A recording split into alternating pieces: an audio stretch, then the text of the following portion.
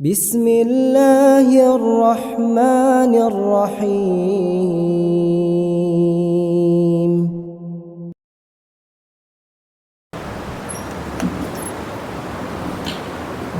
السلام عليكم ورحمة الله وبركاته.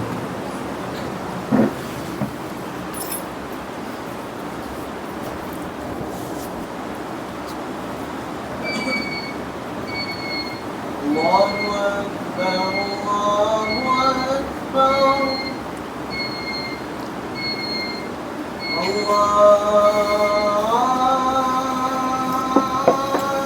أكبر الله أكبر أشهد أن لا إله إلا الله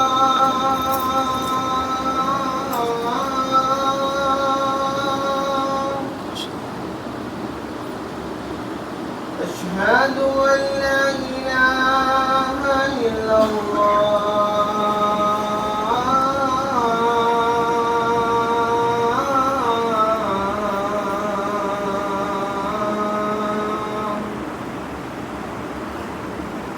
أشهد أن محمدا رسول الله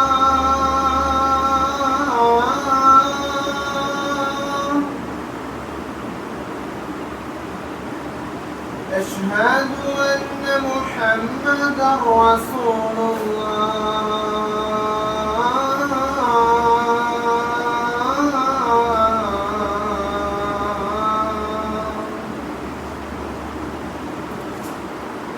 حي على الصلاة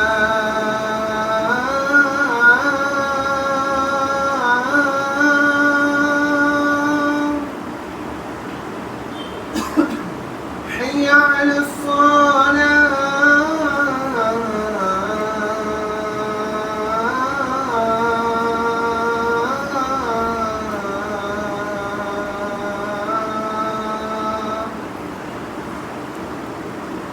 حي على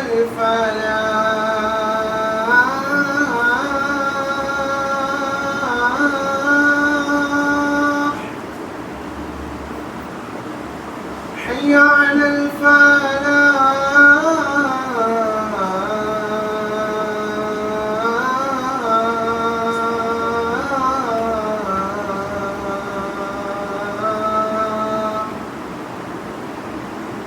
الله أكبر الله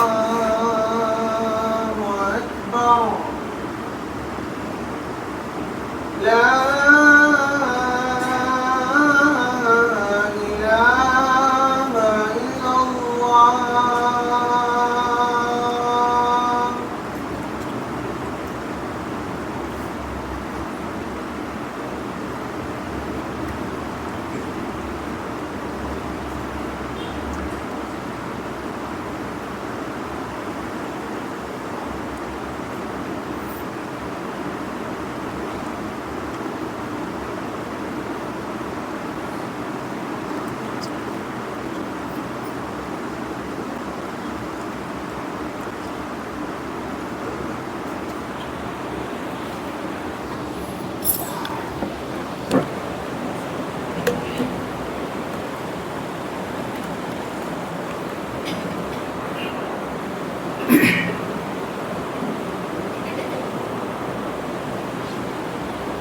إن الحمد لله نحمده ونستعينه ونستغفره ونؤمن به ونتوكل عليه ونعوذ بالله من شرور أنفسنا ومن سيئات أعمالنا من يهده الله فلا مضل له ومن يضلل فلا هادي له وأشهد أن لا إله إلا الله وحده لا شريك له وأشهد أن محمدا عبده ورسوله أما بعد فقد قال الله تعالى في القرآن العظيم والفرقان المجيد فأعوذ بالله من الشيطان الرجيم بسم الله الرحمن الرحيم يا أيها الذين آمنوا اتقوا الله حق تقاته ولا تموتن إلا وأنتم مسلمون وقال الله تعالى عينا يا أيها الناس اتقوا ربكم الذي خلقكم من نفس واحدة وخلق منها زوجها وبث منهما رجالا كثيرا ونساء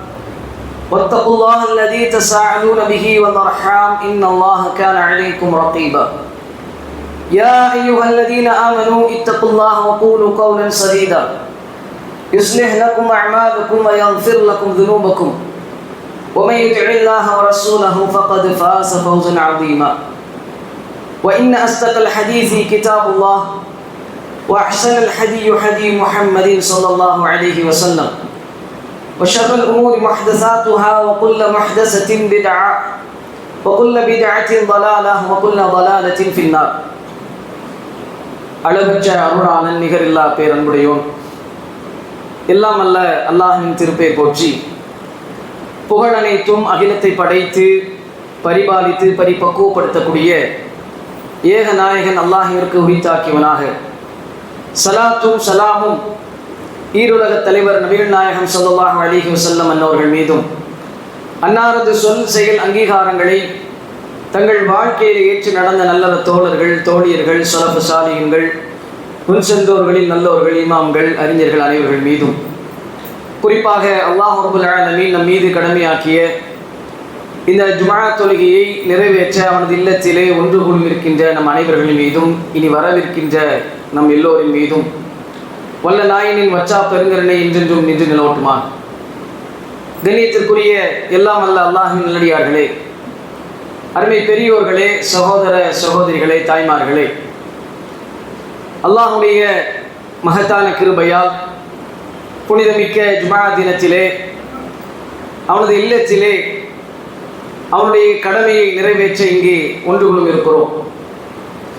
எத்தனையோ பல மனிதர்கள் இந்த பூமியிலே அவர்களுடைய தேவைக்காக அவர்களுடைய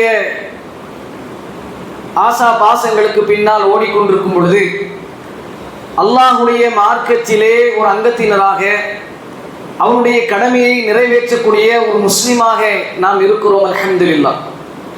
இந்த உலகத்திலே ஒரு மனிதனுக்கு பொருளாதார வசதி, குழந்தை செல்வம் அல்லது இன்ன பிற தேவைகளை அருள்கொடைகளை அல்லாஹ் ரப்புல் ஆலமீன் வழங்கி இருந்தாலும் எல்லா அருள்கொடைகளை விடவும் சிறந்த மகத்தான பொக்கிஷமான அருள்கொடை என்பது அல்லாஹ்வுடைய மார்க்கமாகிய இந்த தீனுல் இஸ்லாத்திலே ஒருவராக வாழ்வது. ஏனென்று சொன்னால் இந்த மார்க்கத்திலே இருந்து அல்லாஹ்விற்கு இணை கற்பிக்காமல் வாழ்ந்து மரணித்தால் மாத்திரம்தான் நமக்கு நாளை மறுமையில் வெற்றி கிடைக்கும். இந்த இஸ்லாம் என்பது மிகப்பெரிய ஒரு அருள். இன்றைக்கு இந்த மார்க்கத்தை அடைந்திருக்கக்கூடிய ஒருவர், இந்த இஸ்லாத்திலே அங்கம் வகிக்கக்கூடிய ஒருவர், இதை நாம் அருளாக இன்னும் இந்த மார்க்கம் ஒருவர் நாம் பின்பற்றும் பொழுது அந்த மனிதன் கிடைக்கக்கூடிய அந்த அருள் கொடைகள் என்னவென்று சொன்னால், அந்த மார்க்கத்தினுடைய போதனைகள் மூலமாக, அல்லாஹ்வினுடைய கட்டளைகள் மூலமாக, நபிகள் நாயகம் ஸல்லல்லாஹு அலைஹி வஸல்லம் அவருடைய வழிகாட்டுதல்கள் மூலமாக ஒரு மனிதனுடைய வாழ்க்கை சீரான வழியிலே செல்கிறது. அவனுடைய அஹ்லாக் சீர்பெறுகிறது, அவனுடைய இபாதத் சீர்பெறுகிறது. இன்னும் அவனுக்கு அதன் மூலமாக இந்த உலகத்திலே கண்ணியம் கிடைக்கிறது. அல்லாஹ்வின் புறத்திலிருந்து ஏராளமான அருள்கொடைகள் அவனுக்கு கிடைக்கிறது, பரக்கத் கிடைக்கிறது. பிற மனிதர்கள் மத்தியிலே அவனுடைய தராதரம் கண்ணியம் உயர்கிறது.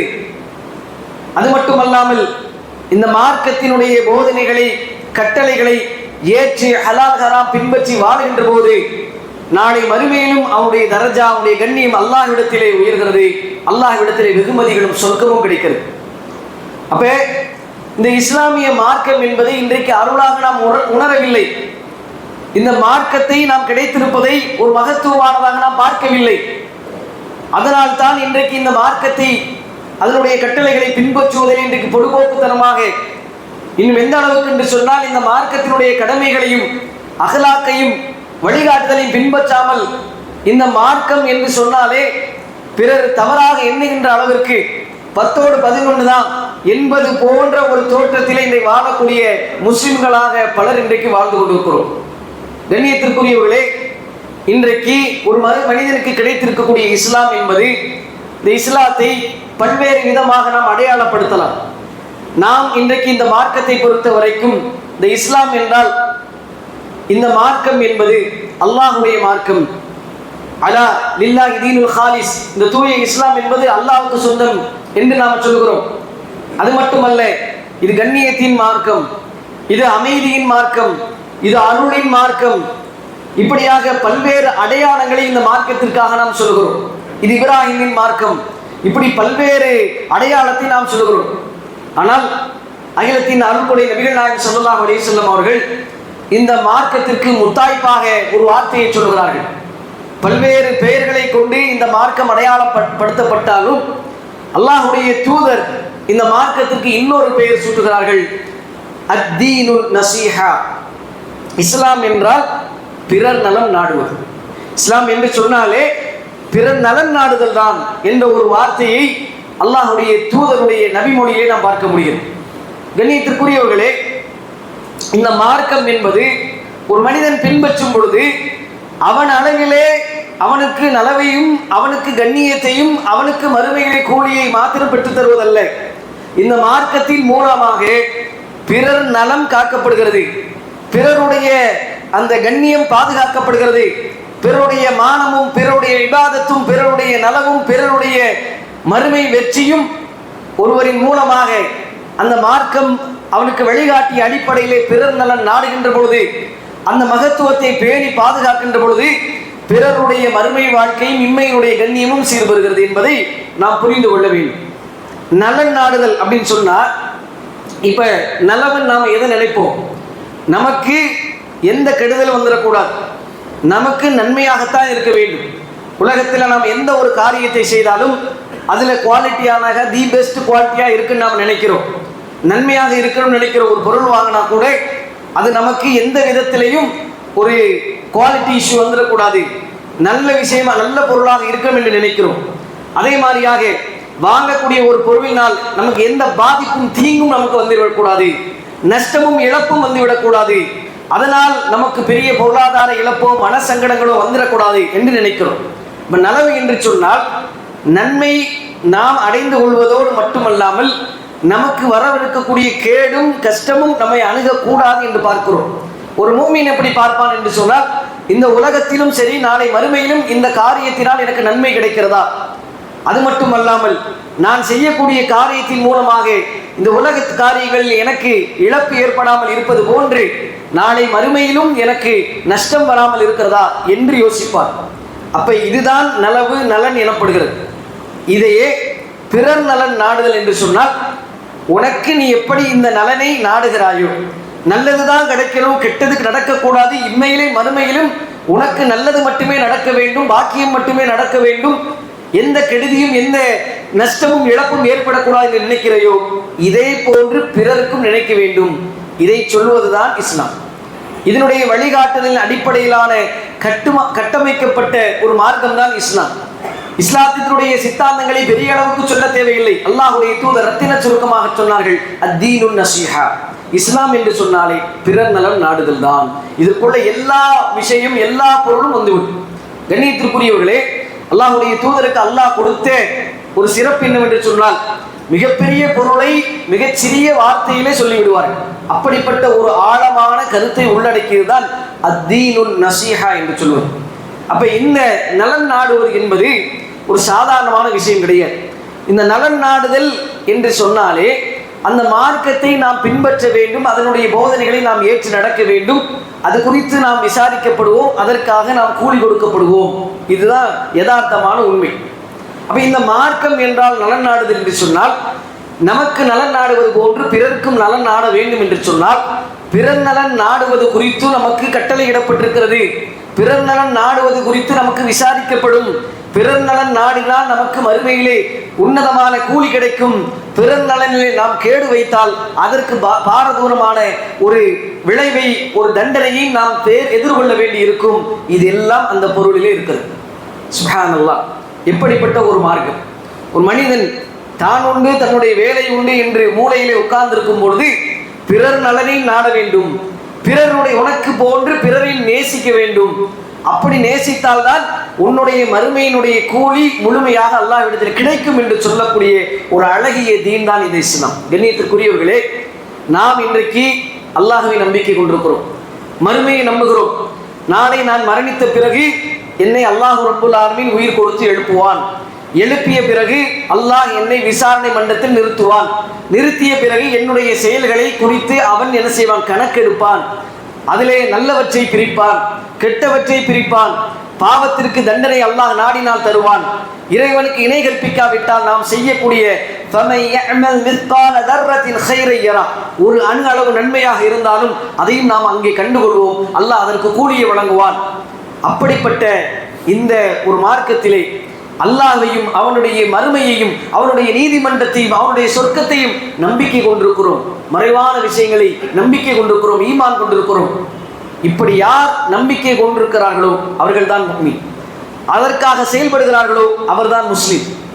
அப்படிப்பட்ட நம்பிக்கை, அந்த ஈமான், அதனுடைய வெளிப்படையாக அதனுடைய அடையாளமாக இஸ்லாம் சொல்லுவது இந்த பிறர் நலன் நாடுதலை குறித்து சொல்லுகிறது. எந்த அளவுக்கு பாருங்க, இது ஈமானினுடைய மூமினுடைய அடையாளமாக அல்லாஹ்வுடைய தூதர் சொல்றாங்க, லா யுமினு அஹதுக்கும் ஹத்தா யுஹிப்ப லி அஹீஹி மா யுஹிப்ப லி நஃப்ஸிஹி. உனக்கு விரும்பியதை போன்று யார் ஒருவர் தனக்கு விரும்பியதை போன்று தன்னுடைய சகோதரனுக்கும் விரும்புவாரோ அவர்தான் முஃமின். யார் ஒருவர் தனக்கு விரும்புவதையே தன்னுடைய சகோதரருக்கும் விரும்புவாரோ அவர்தான் முஃமின். நாம நினைக்கிறோம் அல்லாஹ்வை நம்பிக்கை கொண்டுட்டோம், 6 அடிப்படைகளை நம்பிக்கை கொண்டுட்டோம், அதனால நாம் மூமின் என்று. அது மட்டுமல்ல, அல்லாஹ்வுடைய தூதர் வேறு வேறு இலக்கணங்களை பொருத்தி காட்டுகிறார்கள். நபி ஸல்லல்லாஹு அலைஹி வஸல்லம் அவங்க சொல்றாங்க, நீ அல்லாஹ்வை நம்பினாயா, மறுமையை நம்பினாயா, அவனுடைய விசாரணையை நம்பினாயா, அந்த கூலி கொடுக்கும் நாளையும் தீர்ப்பையும் சொர்க்கத்தையும் நம்புகிறாயா, உனக்கு விரும்புவதையே உன் சகோதரனுக்கும் நீ விரும்ப வேண்டும். எப்படிப்பட்ட மார்க்கம் பாருங்க.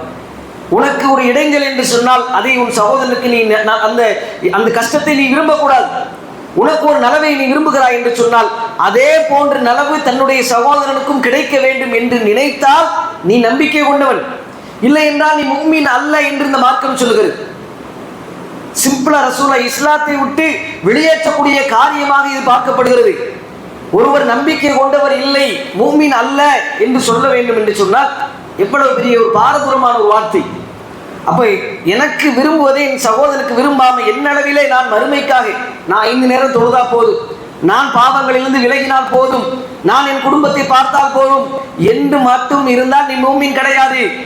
பிறருடைய நலவிலும் நீ அக்கறை செலுத்த வேண்டும். அது உலக காரியமாக இருக்கலாம், மார்க்க காரியமாக இருக்கலாம். குல்லுக்கும் ராயின் வ குல்லுக்கும் மஸ்ஊலன் அன் ரஅய்யத்திஹி. அல்லாஹ்வுடைய தூதர் சொன்னார்கள், உங்களில் ஒவ்வொருவரும் பொறுப்பாளர். அந்த பொறுப்புகளை குறித்து நாளை நீங்கள் மறுமையிலே விசாரிக்கப்படுவீர்கள். நீ உண்டு, உன்னுடைய இபாதத்து உண்டு என்று இருக்கக்கூடாது. பிறர் நலம் நாட வேண்டும். அதிலே முதலாவது உன்னுடைய குடும்பத்தார்கள், உன் பிள்ளையினுடைய நலம் நாட வேண்டும், உன்னுடைய மனைவியுடைய நலம் நாட வேண்டும், தாய் தகப்பனுடைய நலம் நாட வேண்டும், உன்னுடைய உறவினுடைய நலன் நாட வேண்டும், அவர்களுக்கு நீ நன்மையை ஏவ வேண்டும், நீ தீமையை விட்டும் அவர்களை தடுக்க வேண்டும். நான் ஆரம்பத்திலே சொன்னேன், நல்லன் என்று சொன்னால் நல்லதை மட்டும் எடுத்துக்கொள்வதல்ல, தீயது வராமல் தடுப்பதும் தான். இதே மாதிரி தான் பிறர்க்கும் என்று. அதனுடைய உதாரணத்தை நீங்கள் பொருத்தி பாருங்கள். கண்ணியத்திற்குரியவர்களே, அல்லாஹ் ரப்பல் ஆலமீன் சொல்கிறான், தஆவலு அலல் பிர்ரி வத்தக்வா. நீங்கள் நன்மையிலும் இறையச்சத்திலும் ஒருவருக்கு ஒருவர் உதவி கொள்ளுங்கள். வலா தஆவலு பில் இஸ்மி வல் உதுவான். நீங்கள் பாவத்திலும் வரம்பு மீறலும் ஒருவருக்கு ஒருவர் உதவி கொள்ளாதீர்கள். பிறர் நலனை காப்பது குறித்து அல்லாஹ்வுடைய தூதர் நன்மையான காரியங்களை பிறருக்கு செய்வதிலும் ஏவுவதிலும் தூண்டுவதிலும் உதவி கொள்வது குறித்து அல்லாஹ் ரப்பல் ஆலமீன் சொல்லக்கூடிய அழுத்தமான வசனம். நீங்கள் இறையச்சத்தில் உதவி கொள்ளுங்கள், நன்மைகளை உதவி கொள்ளுங்கள். அதே போல அல்லாஹ் அதோடு விட்டால் பரவாயில்லை, நீங்கள் உதவி கொள்ளாதீர்கள். எதில? பாவத்திலும் வரம்பு மீறலிலும் ஒருவருக்கு ஒருவர் உதவி கொள்ளாதீர்கள். உனக்கு ஒன்று தவறு என்று படுகிறது, உனக்கு ஒரு தீங்கு என்று அது தெரிகிறது, அதில் நீ இன்னொருத்தருக்கு என்ன செய்யாத, மோசமான வழிகாட்டுதலை நீ செய்யாத. நபி ஸல்லல்லாஹு அலைஹி வஸல்லம் அவர்கள் சொல்லி காட்டுறாங்க பாருங்க, மன் ரஆ மின்கும் முன்கரன் ஃபல்யுகையிர்ஹு பியதி. முன்னாடி ஒரு பாவம் நடக்கிறது, அவன் பண்ணிட்டு போறான், நான் கரெக்டாக உதவி செஞ்சுட்டேன், நான் கரெக்டாக தொழ போறேன், நான் மது பக்கம் போகலை, நான் புகை பக்கம் போகலை, நான் இசையின் பக்கம் ஆபாசத்தின் பக்கம் போகலை, அவன் என்னுடைய நண்பன் தான், ஆனாலும் அவனுக்கு பாங்க சொல்றதுக்காக இருக்குது, அவன் போகாம இருக்கிறான், நான் போயிட்டா போதும் என்று போகக்கூடாது. மன் ரஆ மின்கும் முன்கரன் ஃபல்யுகையிரு பியதிஹி. உங்களுக்கு உங்களில் ஒருவர் தீமையை நீங்கள் கண்ணில் பார்க்குறீங்கன்னு சொன்னால், உங்களுக்கு சக்தி இருந்தது என்று சொன்னால் முதல்ல கரத்தால் தடுங்கள். ஃபஇல்லம் யஸ்ததி', உங்களுக்கு அதற்கு சக்தி இல்லை என்று சொன்னால் ஒபி லிசானி, நாவால் நீங்கள் எடுத்து சொல்லுங்கள். ஃபஇல்லம் யஸ்ததி', அதற்கும் சக்தி இல்லையா ஒபி கல்பி, உங்களுடைய உள்ளத்தால் என்ன செய்யுங்க, அந்த காரியத்தை வெறுத்து ஒதுங்க. வதாலிக அதாஃபுல் ஈமான், அதுதான் ஈமானுடைய கடைசி படித்தரம் என்று இஸ்லாம் பேசுகிறது. நாம முதல்ல என்ன செய்யறோம், அதை வெறுத்து கொண்டு நாம பாட்டில் போய் கொண்டிருக்கிறோம். அதற்கு முன்பாக உள்ள விஷயங்கள் நாவால் எடுத்து சொல்வதில்லை. நம்முடைய அதிகாரத்துக்கு சக்திக்குட்பட்டு இருந்தால், கரத்தால் தடுக்க முடிந்தால் அதை தடுக்க வேண்டும். ஏன், நான் அந்த பாவத்தை செய்தால் அல்லாஹ் விசாரிப்பான், எனக்கு தண்டனை என்றால் என்னுடைய குடும்பத்தார், என்னுடைய நண்பன், என்னுடைய தோளோடு தோள் நின்று தொழுவக்கூடிய என்னுடைய சகோதரன் அந்த தவறை செய்கிறான். அப்போ எப்படி நான் அவனுடைய நலன் நாடாமல் நான் செல்ல முடியும்? அவனுடைய நலனிலே, அவனுடைய மறுமை விஷயத்தில் நான் எப்படி நலன் நாடாமல் செல்ல முடியும்? அல்லாஹ்வுடைய தூதர் சொல்றாங்க, இப்படி நீ தடுக்க வேண்டும். அல்லாஹ் சொல்கிறான், நீ நன்மையிலும் இறையச்சத்திலும் உதவ வேண்டும். உன்னுடைய நலனை போன்று பிறர் நலனையும் பார்க்க வேண்டும். அதே போன்று பாவத்திலும் வரம்பு மீறலிலும் நீ உதவக்கூடாது. தீமையை கண்டால் நீ எப்படி விலகுவாயோ, உன்னளவில் எப்படி தடுப்பாயோ, பிறரையும் அவ்வாறு தடுக்க வேண்டும். சுப்ஹானல்லாஹ், இப்படியான ஒரு மார்க்கம் தான் இஸ்லாம். இன்றைக்கு நாம் இந்த விஷயத்தில் எப்படி இருக்கிறோம்? அல்ஹம்துலில்லாஹ். குர்ஆன் என்றால் என்ன, சுன்னா என்றால் என்ன, நம்முடைய கொள்கை என்ன என்பதை உணர்ந்து நாம் பல ஆண்டுகளாக இந்த குர்ஆன் சுன்னாவினுடைய ஒளியிலே பயணித்துக் கொண்டிருக்கிறோம். ஷிர்க் என்றால் என்ன, பிதஅத் என்றால் என்ன என்பதை எல்லாம் தெரிந்து அதிலிருந்து வெறுத்து ஒதுங்கி நம்முடைய வாழ்க்கை இயன்ற வரைக்கும் அல்லாஹுக்கும் அல்லாஹுடைய தூதருக்கும் கட்டுப்பட்டு இயன்ற வரைக்கும் பேணுதலுடைய ஹலால் ஹராமை பேணி வாழ்ந்து கொண்டிருக்கிறோம். ஆனால் அது பத்தாது. நம்மோடு இருக்கக்கூடிய சகோதரர்கள், வியாபார தோழர்கள், நண்பர்கள் அனைவருக்கும் இந்த மார்க்கத்தினுடைய நலவுகளை அவர்கள் அடைய வேண்டும் என்பதாக தஅவா செய்ய வேண்டும். எத்தனை பேருக்கு நாம் நன்மை ஏவி இருப்போம், எத்தனை பேருக்கு நல்ல விஷயங்களை நாம் காட்டியிருப்போம். உலக காரியத்திலே ஒரு ரேஷன் கடையில 1000 ரூபாய் நமக்கு வருதுன்னு சொன்னா பக்கத்து வீட்டில் உடனே போய் சொல்றோமா இல்லையா, எனக்கு வந்துருச்சு உங்களுக்கு வரலையா? ஆனால் இதே விஷயத்துல மார்க்கத்துல நாம் நலவு நாடி இருக்கிறோமா? எனக்கு இன்னைக்கு ஒரு ஹதீஸ் தெரிஞ்சுது, இந்த ஹதீஸ் உங்களுக்கு தெரியுமாமா? நண்பா, இந்த ஹதீஸ் உனக்கு தெரியுமா? சகோதரி, உங்களுக்கு இந்த விஷயங்கள் தெரியுமா? உதவு செய்யும் போது கால் நீங்க கழுவுறீங்க, ஆனா குதிங்கால கொஞ்சம் ஓரத்தில் நலையாம இருக்கு, நல்லா கழுவுங்க. எத்தனை பேர் நாம செய்திருக்கிறோம்? பிறனுடைய நலனிலே, இந்த உலகத்திலே நாம் நலன் நாடுவதை போன்று மறுமையுடைய காரியத்திலே, நன்மையான விஷயத்திலே, பாவத்திலே, அல்லாஹ்வுடைய தண்டனையிலிருந்து காப்பாற்றக்கூடிய விஷயத்திலே நலன் நாடி இருக்கிறோமா? சிந்தித்து பார்க்க வேண்டும். நினைத்திற்குரியவர்களே, அப்படிப்பட்ட ஒரு மார்க்கம் தான் இந்த இஸ்லாம். இது குறித்து நாம் விசாரிக்கப்படுவோம். இது நம் மீதான கடமை. இதைத்தான் அல்லாஹும் அல்லாஹுடைய தூதரும் பிறர் நலன் நாடுதல் இஸ்லாம் என்று சொல்லி காட்டுறாங்க. இன்னும் பாருங்க, எந்த அளவுக்கு இதனுடைய சிறப்புகளை சொன்னால் சொல்லிக்கொண்டே போகலாம். எந்த அளவுக்கு பாருங்க, இந்த இஸ்லாத்திலேயே அல்லாஹ்விற்கு விருப்பமான ஒரு காரியம் எது என்று சொன்னால் ஸலாத்துல் வக்திஹா, தொழுகையை அதனுடைய ஆரம்ப நேரத்திலே தொழுவது. அல்லாஹ்வுக்கு மிகவும் பிடித்த ஒரு அமல். இந்த உலகத்திலே அல்லாஹ்வுக்கு மிக விருப்பமான ஒரு அமல் எது? ஸலாத்து அலா இல் வக்திஹா, அந்த குறித்த நேரத்திலே அவன் தொழுவது அல்லாஹ்வுக்கு விருப்பமான ஒரு அமல். ஆனால் ஒரு மனிதன் என்ன செய்யறான், பாதையிலே வந்து கொண்டிருக்கக்கூடிய நேரத்தில் குறுக்கால ஒரு மரக்கிளை முறிந்து விழுந்து கிடந்துருச்சு. அப்போ நாம் என்ன செய்யணும்? மரம் விழுந்து கிடக்குது, நமக்கு தொழுகைக்கு டைம் ஆகுது, நாம் சைடில் போயிடலாம், அதை தாவி போயிடலாம், இப்படி போயிட்டு என்ன செஞ்சிடுவோம், ஜமாத்து மிஸ் ஆகிட்டு சொல்லிட்டு வந்துடுவோம்.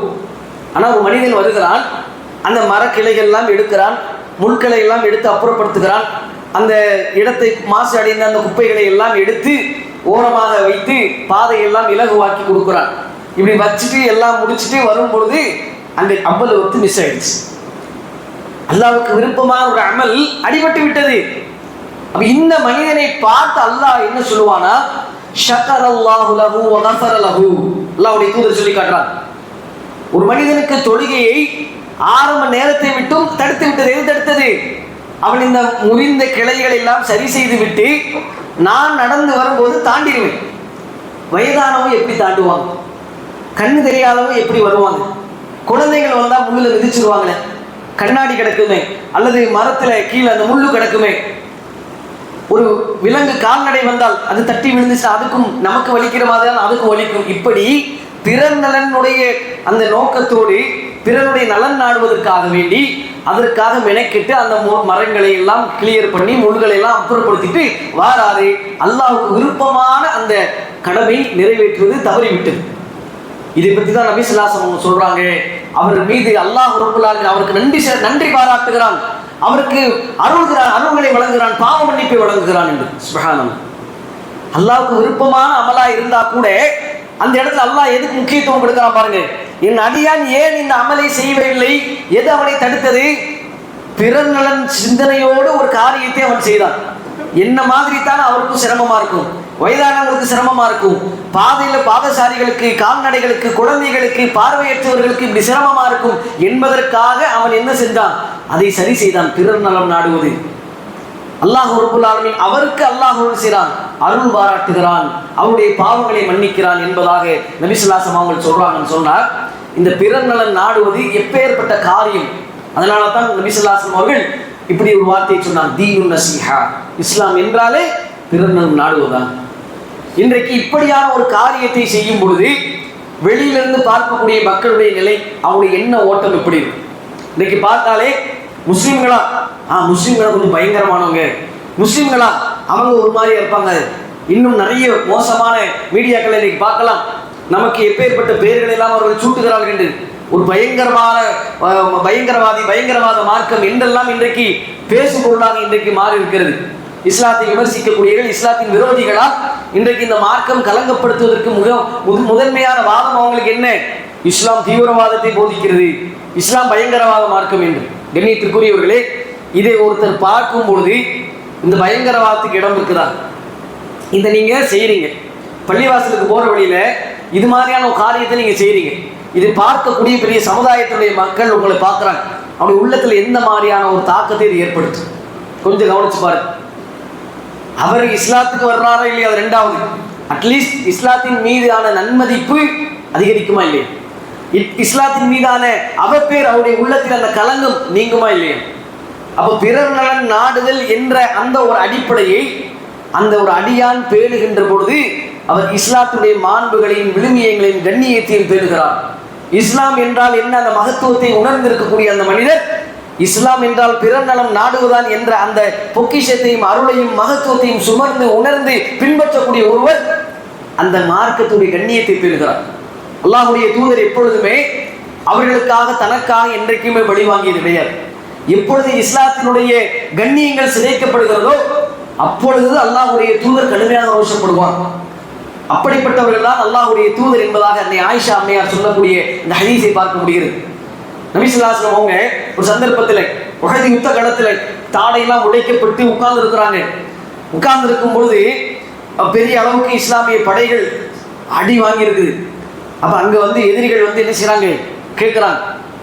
அங்க வந்து பேசும்பொழுது சொல்றாங்க, இங்க ஹூபல், அதாவது உமர் உயிரோடு இருக்கிறாரா, அபூபக்கர் உயிரோடு இருக்கிறாரா, முஹம்மத் உயிரோடு இருக்கிறாரா என்று கேட்கும்போது உமர் ரலியல்லாஹு அன்ஹு கோபம் வருது.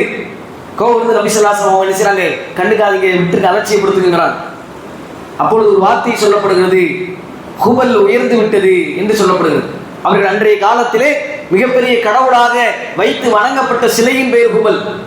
ஹுபல் ஜெயித்து விட்டது என்று சொல்லும் பொழுது அல்லாஹ்வுடைய தூதர் சொன்னார்கள், இப்போது இவருக்கு பதில் கொடுப்பது யார்? இப்பொழுது இவருக்கு பதில் கொடுப்பது யார்? அப்ப கேட்கிறாங்க, என்ன பதில் கொடுக்கும் யார் சொல்லலாம்?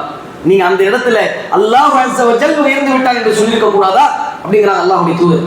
நபி ஸல்லல்லாஹு அலைஹி வஸல்லம் அவர்கள் எப்பொழுதுமே மார்க்கத்தினுடைய கண்ணியம் சிதைக்கப்படும் நேரத்தில் தான் ரசூலுல்லாஹ் ரோஷப்படுவார். அப்ப நாம அந்த மாதிரி வரலனா கூட அட்லீஸ்ட் நம் மூலமாக இந்த மார்க்கத்தினுடைய கண்ணியம் பாதுகாக்கப்படும். ஆனா நாம எப்படி இருக்கிறோம்?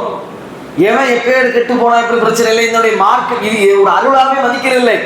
தொப்பியை போட்டு உட்கார்ந்து புகை பிடிக்கிறது, தொப்பியை போட்டு அங்க போய் வட்டி கடையில போய் நிற்கிறது. எவ்வளவு ஒரு தொப்பியை போட்டு ஒரு பெண்ணிடத்துல உட்கார்ந்து ஒரு இசையை கேட்கிறது, ஒரு பெண்ணிடத்துல தனிமையில பேசுவது, மார்க்கத்தினுடைய அடையாளங்களும். அல்லாஹ் பாதுகாக்க வேண்டும். கண்ணியத்திற்குரியவர்களே, இந்த மார்க்கம் என்பது அருள் என்பதை உணர வேண்டும். அதனுடைய கண்ணியத்தை நாம் மதிக்க வேண்டும்.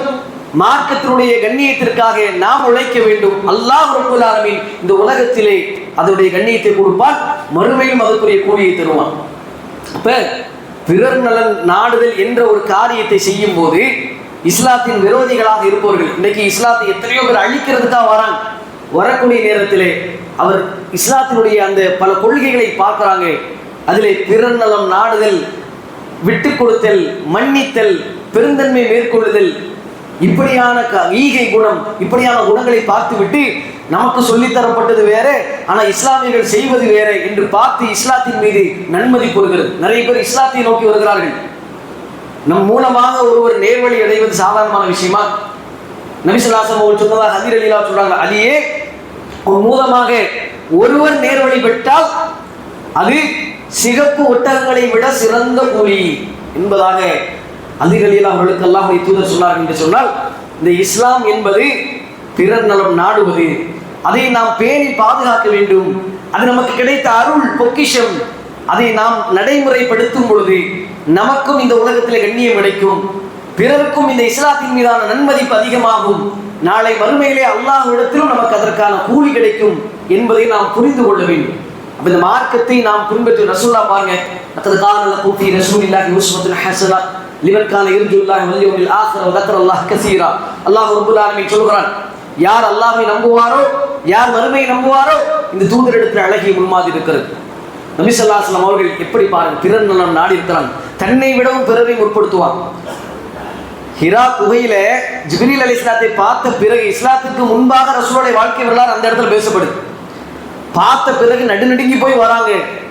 உம்மஹாத்துல் முஃமினீன் ஹதீஜா அம்மையார் போத்துறாங்க.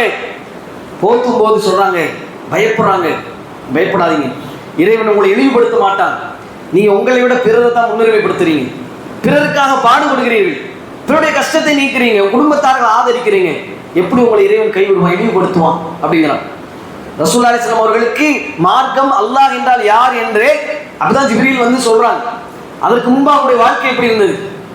அவருடைய பிறர் நலனை அதிகமாக, தன்னை விடவும் அதிகமாக முற்படுத்தக்கூடியவர்களாக இருந்தார்கள். குறிப்பாக ரமலான் மாதத்தில் பார்த்தீங்க அப்படின்னு சொன்னா, கான அஜ்வதன் நாஸ், மக்களிலேயே அதிகமாக வாரி கொடுக்கக்கூடியவர்களாக யார் இருப்பாங்கன்னு சொன்னா அல்லாஹ்வுடைய தூதர் இருப்பாங்க. பிறருக்கு என்று வந்துவிட்டால் தன்னிடத்திலே எப்படி கீழ ஹீன எல்காஹு ஜிப்ரீல், ஜிப்ரீலை பார்க்கும் போதெல்லாம் வேகமாக அடிக்கக்கூடிய காற்றை விட ரீஹி முர்சலா, கடுமையான காற்று வேகமாக அடிக்குமே, அதை விடவும் வேகமாக தன்னிடத்தில் இருக்கக்கூடிய பொருளாதாரத்தை அல்லாஹ்வுடைய பாதையிலே பிறர் நலனுக்காக கொடுத்து முடித்து விடுவார்கள். ஒவ்வொரு ரமலானிலும் ஜிப்ரீல் அலைஹிஸ்ஸலாம் குர்ஆனை மீட்டுவதற்காக இறங்குவார்கள். அவர்களை பார்க்கும் போதெல்லாம் தன்னிடத்தில் இருந்த பொருளாதாரத்தை கொடுத்து முடித்து விடுவார்கள். எதற்காக? பிறருடைய நலனுக்காக தர்மம் செய்து முடித்து கரைத்து விடுவார்கள் என்பதை பார்க்க முடிகிறது. இது போன்று நாம் பிறர் நலன் நாடக்கூடிய விஷயத்திலே, பிறர்களுக்கு உதவக்கூடிய விஷயத்திலே, உலக காரியங்களிலும் சரி, மார்க்க காரியங்களும் சரி, நமக்கு நலவு ஏற்படுவது போன்று அவர்களுக்கும் நலவு ஏற்பட வேண்டும் என்று அந்த நோக்கத்தோடு நாம் நம்முடைய செயல்களை அமைத்துக் கொள்ள வேண்டும். நமக்கு ஒரு கஷ்டமோ இழப்போ நமக்கு வராமல் எப்படி பாதுகாக்கிறோமோ, மறுமையிலும் நாம் நஷ்டவாளி ஆகிவிடக்கூடாது என்பதற்காக எப்படி இந்த மார்க்கத்தினுடைய ஹலால் ஹராம் பேணி வாழ்கிறோமோ, அதே போன்று பிறருடைய விஷயத்திலும், நாம் மார்க்க விஷயத்திலும், மறுமை விஷயத்திலும் நாம் கஷ்டங்களை, சிரமங்களை அவர்களுக்கு நாம் எப்படி நம்மை போன்று அவருக்கும் நலன் நாட வேண்டும் என்பதை நம்முடைய சிந்தனைகளை கொண்டு, எதை சொன்னோமோ கேட்டோம் அந்த அடிப்படைகளை புரிந்து, இந்த இஸ்லாம் வழங்கிய இந்த அருளை, இஸ்லாம் என்ற இந்த கண்ணியத்தை பேணி பாதுகாக்கக்கூடியவர்களாக அல்லாஹ் ரஹ்மான் நம் அனைவரையும் ஆக்கி அருள்வானா என்று பிரார்த்தித்து என்னுடைய முதல் உரையை நிறைவு செய்கிறேன்.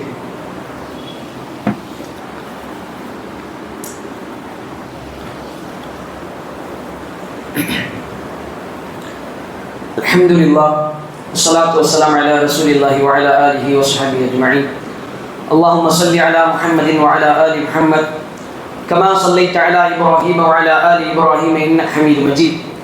اللهم بارك على محمد وعلى آل محمد كما باركت على إبراهيم وعلى آل إبراهيم إنك حميد مجيد. கண்ணியத்திற்குரிய எல்லாம் அல்லாஹ்வின் நல்லடியார்களே, பிறர் நலம் நாடுவதுதான் இஸ்லாம் என்ற அந்த கருப்பொருளை இயன்றவரை குர்ஆன் வசனங்கள், ஹதீஸ்கள் வாயிலாக சில செய்திகளை நாம் அறிந்தோம். அதன் அடிப்படையிலே நாம் நின்று விடுவதற்காக அல்லாஹ் ரப்பல் ஆலமீன் நமக்கு தௌஃபீக்கை வழங்குவானான். இன்றைக்கு மார்க்கத்திலே நாம் நலன் நாடுவது அது அவருடைய மறுமை வாழ்க்கைக்கு அவசியம். ஆனாலும் இந்த உலகத்திலே இன்றைக்கு நிறைய மக்கள் நம்மை சுற்றி சிரமங்களிலும் கஷ்டங்களிலும் இருந்து கொண்டிருக்கிறார்கள். குறிப்பாக பொருளாதார ரீதியாக அந்த விஷயத்திலும் நான் அவர்களுக்கு அதிலே நலவு நாட வேண்டும். இந்த அளவு பாருங்க, இன்னைக்கு அல்லாஹ் ரப்பல் ஆலமீன் பொருளாதாரத்தில் வந்து எல்லாரையும் ஒரே நிலையில வைத்திருப்பதில்லை. இந்த பொருளாதாரத்திலே அல்லாஹ் ரப்பல் ஆலமீன் சோதனையாகத்தான் தருகிறான். இன்னமா அம்வாலுக்கும் அவுலாதுக்கும் ஃபித்னா. பொருளாதாரம் மக்களும் சோதனை தான். பொருளாதாரம் இருப்பவருக்கு அதை நாம் எப்படி செலவு செய்கிறோம் என்பது சோதனை. பொருளாதாரம் இல்லாதவருக்கு அதை வைத்து அவர் எப்படி பொருளாக்கிக் கொள்கிறார் அல்லது ஹராமான வழியிலே தேடுகிறாரா என்பது சோதனை. இப்படியாகத்தான் அல்லாஹ் ரப்பல் ஆலமீன் பல்வேறு தர மக்களை இந்த சமூகத்திலே பொருளாதார நிலையிலே வைத்திருக்கிறார்.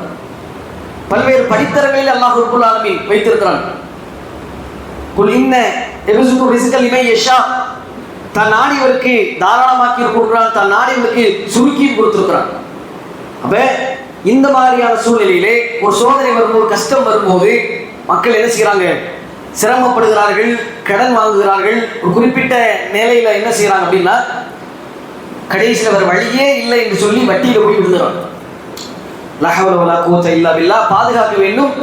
வட்டி என்ற கொடும்பாவத்துக்குள், பெரும்பாவத்துக்குள் போய் சிக்கி அதை அடைப்பதற்கு அதன் பின்னால ஓடி அதற்கு அடைக்க முடியாம மனதளவில் சங்கடப்பட்டு நிறைய இன்றைக்கு முஸ்லிம்கள் அன்றாடம் நாம் செய்திகளிலே சமூக ஊடகங்களை பார்க்க முடிகிறது. இஸ்லாமியர்களாக இருப்பவர்கள் கடனிலே, குறிப்பாக வட்டிக்கு வாங்குவதிலே அதில் சிக்கி தவிர்த்து குடும்பத்தோடு தற்கொலை செய்யக்கூடியவர்களாக, மார்க்கத்தை விட்டு பெரும்பாவத்தை செய்து அதை அடைக்க முடியாமல் கடைசியில் தன்னையும் அழித்து தன்னுடைய குடும்பத்தையும் அழிக்கக்கூடிய எத்தனையோ வரலாற்று செய்திகளை அன்றாட நாளில் சம்பவங்கள்லாம் பார்க்க முடியுது.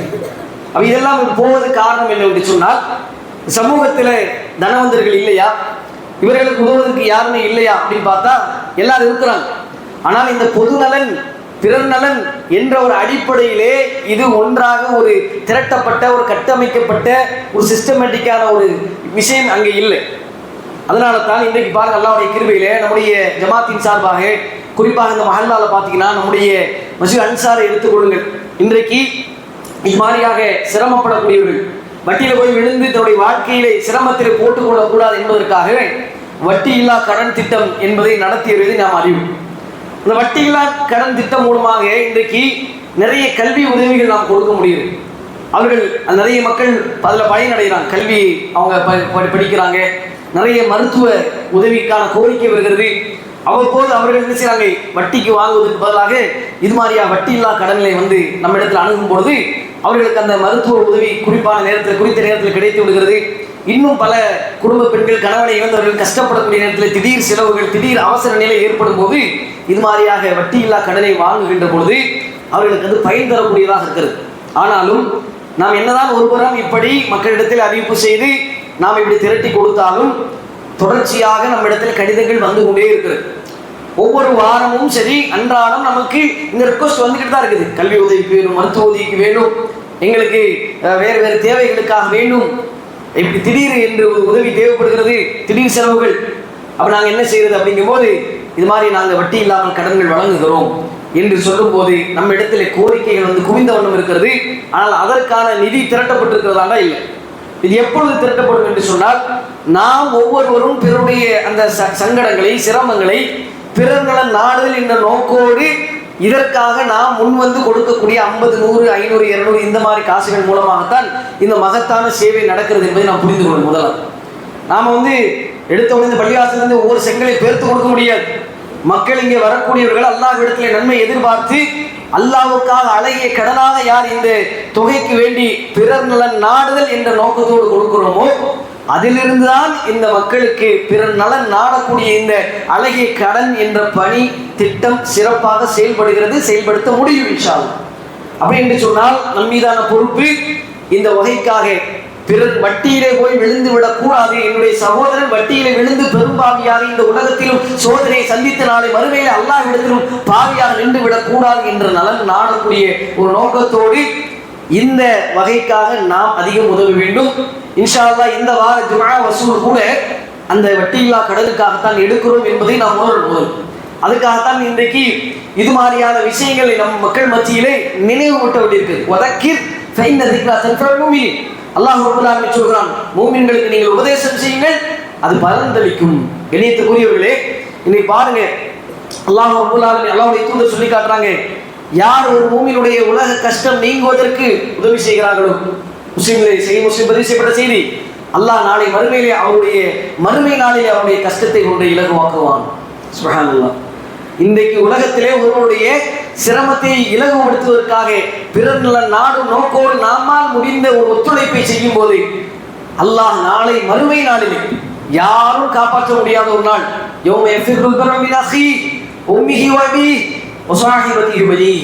மனைவி, பிள்ளை, சகோதரன், கணவன் யாரும் உதவ முடியாத, எந்த நண்பனும் உதவ முடியாத அந்த நாளிலே அல்லாஹ் ரப்பல் ஆலமீன் பிறர் நலம் நாடினாய், பிறருக்காக இந்த மார்க்கத்தில் இஸ்லாம் என்றாலே பிறர் நாம் நாடுதான் என்பதை நீ மக்கள் மத்தியிலே பறைசாற்றினாய், கண்ணியத்தை உணர்ந்தாய், மக்களுக்கு கொடுத்தாய், பிறர் நலம் காத்தாய், அதனால் உன்னுடைய சிரமத்தை நான் இந்த இடத்திலே நீக்குகிறேன் என்று அல்லாஹ் ரப்பல் ஆலமீன் சொல்வதாக, அப்படி நீக்குவான் என்பதாக அல்லாஹ்வுடைய தூதர் சொல்லி காட்டக்கூடிய செய்தியை பார்க்க முடிகிறது. மேலும் அல்லாஹ் ரப்பல் ஆலமீன் கேட்கிறான், அதாவது அல்லாஹ் கேட்கக்கூடிய அந்த செய்தியை பாருங்க. மன்தல்லதி யுக்ரிதுல்லாஹ கர்தல் ஹஸனா ஃபயதாஇஃபு லஹு அத்ஆஃபன் கஸீரா. அல்லாஹ் சொல்கிறான், சிரமத்தில் இருப்பவர்களுக்கு தர்மம் கொடுப்பதன் மூலம் அழகான முறையில் அல்லாஹ்விற்கு கடன் கொடுப்பவர் யார் என்று கேட்கிறான். அதை அவன் அவர்களுக்கு பன்மடங்காக இரட்டிப்பாக்கி தருவான். சுப்ஹானல்லாஹ். நாம் கொடுக்கக்கூடியதற்கு இங்கேயே இரட்டிப்பாக கிடைக்கும், பரக்கத்து கிடைக்கும். நாளை மறுமையிலும் நமக்கு சோதனைகளும் சிரமங்களையும் அல்லாஹ் நீக்குவான் என்று சொன்னால், இப்படிப்பட்ட மகத்தான உலகத்தில் உள்ள ஒருவரை வாழ வைத்தால் நாளை அல்லாஹ் உலகத்தில் உள்ள எல்லா மனிதர்களையும் வாழ வைத்ததற்கு சமமான ஒரு கூலியை அல்லாஹ் ரப்பல் ஆலமீன் நமக்கு வழங்குகிறான். எனவே கண்ணியத்திற்குரியவர்களே, அழகான ஒரு திட்டம் மஸ்ஜிதுல் அன்சாரின் சார்பாக, நம்முடைய ஜமியாவின் சார்பாக நடைபெற்றுக் கொண்டிருக்கிறது. பலருக்கும் இது தெரியாது, பலருக்கு தெரிந்தும் அதிலே பங்கெடுக்க முடியாத ஒரு சூழலை இந்த உபதேசத்தின் வாயிலாக நாம் நம்மால் இயன்ற அந்த அளவிற்கு பிறர் நலன் காக்கக்கூடிய இந்த அழகிய கடன் இந்த திட்டத்திற்கு கொடுத்து வருவோம். அதன் மூலமாக இம்மையிலும் அல்லாஹ் ரப்பல் ஆலமீன் நமக்கு கண்ணியத்தையும் பரக்கத்தையும் தருவான். அல்லாஹ் ரப்பல் ஆலமீனுடைய இந்த தீனை பிறர் நலன் நாடுதல் என்ற அந்த விஷயத்தை நின்றொழுகியதற்காக அல்லாஹ் ரப்பல் ஆலமீன் நாளை மறுமையிலே நமக்கு மகத்தான கூலியை தருவான். அல்லாஹ்வுடைய அன்பும் அருளும் நாளை மறுமையில் நம்முடைய சிரமங்களும் நீக்கி சொர்க்கம் செல்வதற்கான ஒரு வாய்ப்பாக இதை பயன்படுத்திக் கொண்டு இந்த வகைக்காக தாராளமாக நாம் முன்வர வேண்டும் என்று கேட்டு என்னுடைய வார்த்தையை நிறைவு செய்கிறேன். வஆகிரு தஅவானா அல்ஹம்துலில்லாஹி ரப்பில் ஆலமீன். அஸ்ஸலாமு அலைக்கும் வரஹ்மத்துல்லாஹி வபரகாத்துஹு.